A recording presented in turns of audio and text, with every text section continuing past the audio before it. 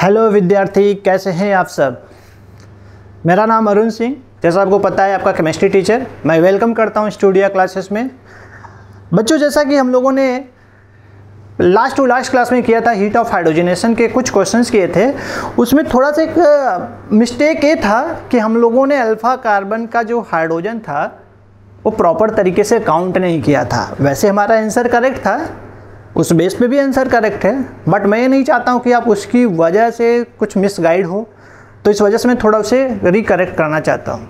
देखो, आपके सामने क्वेश्चन है, यही शायद क्वेश्चन था, आप अगर देखेंगे वहाँ पे भी तो इसमें आपको दिख रहा होगा सेकेंड जो क्वेश्चन है इस पार्ट में, इसमें कितने अल्फ़ा कार्बन है और उसके रिस्पेक्ट में कितने अल्फ़ा हाइड्रोजन है, और इसमें कितने अल्फ़ा कार्बन है और इसमें कितने अल्फ़ा हाइड्रोजन है, जिसके बेस में हमें हीट ऑफ हाइड्रोजनेशन देखना था और उसके अपोजिट में स्टेबिलिटी देखना था। क्योंकि हम लोगों ने किया था कि हीट ऑफ हाइड्रोजनेशन जो होता है इन्वर्सली प्रोपोर्शनल होता है स्टेबिलिटी के। तो इसको मैं एक बार फिर से रिकरेक्ट करता हूँ और आपको दिखाता हूँ कि कैसे उस टाइम पे भी हमारा क्वेश्चन सही था, क्वेश्चंस का आंसर, और इस टाइम पे भी क्वेश्चंस का आंसर करेक्ट होगा, लेकिन उसको थोड़ा सा हम लोग रिकरेक्ट और करेंगे। Let's see.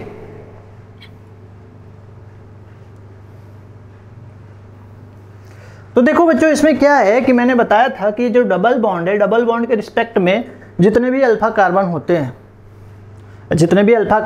हैं, उनके पास जो हाइड्रोजन होगा उसे हम क्या बोलेंगे, अल्फ़ा हाइड्रोजन। तो ऑब्वियसली मैंने बताया था कि इसके रिस्पेक्ट में एक अल्फ़ा कार्बन ए है, एक अल्फ़ा कार्बन ए है, एक अल्फ़ा कार्बन ए है। आप देख सकते हो, एक अल्फ़ा कार्बन ए है, एक अल्फ़ा कार्बन ए है, एक अल्फ़ा कार्बन ए है, इस डबल बॉन्ड कार्बन के रिस्पेक्ट में। तो अगर ऐसा है तो यहाँ पे जो अल्फ़ा कार्बन है इसके पास तो कितने हाइड्रोजन है, 3। यहाँ पे जो अल्फ़ा कार्बन इसके पास कितने हाइड्रोजन है, 2। यहाँ पे जो अल्फ़ा कार्बन इसके पास कितने हाइड्रोजन है, 2। तो अल्टीमेटली अगर हम देखें यहाँ टोटल जो नंबर ऑफ हाइड्रोजन्स है यानी अल्फ़ा हाइड्रोजन, वो कितने हो गए, 7। तो यहाँ पे हमारे पास 7 क्या है, अल्फ़ा हाइड्रोजन है। और इसमें अगर देखिए तो इससे में एक डबल बॉन्ड ऑफ कार्बन के रिस्पेक्ट में यहाँ पे एक अल्फ़ा कार्बन है और यहाँ पे एक अल्फ़ा कार्बन है। तो इस अल्फ़ा कार्बन के पास 2 हाइड्रोजन है और यहाँ पे अगर देखा जाए तो ओनली 1 हाइड्रोजन है, बिकॉज ऑफ उसके साथ एक कार्बन है।